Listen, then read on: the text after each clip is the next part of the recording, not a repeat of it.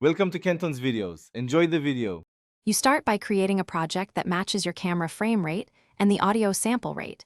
This avoids drift. Once done, import all camera clips and your dedicated recorder audio, keep them on separate tracks so you can see each waveform. Make sure waveform view is enabled, then zoom the timeline into a 1/4 or an 1/8 resolution so wave peaks are visible. This sets you up to align audio precisely rather than guessing by clip edges. Now you align. Select the video clip and its external audio and try the software's Sync by Waveform option.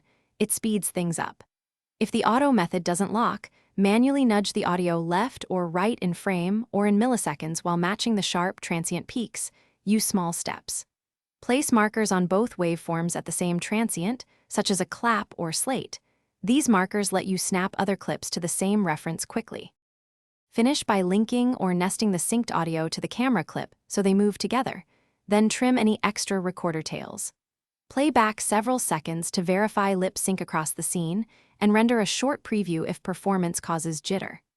If things still drift or look off, check sample rates and timecode integrity. Resample the recorder audio or shift the clip by plus or minus 1 frame until it matches. One quick troubleshooting tip.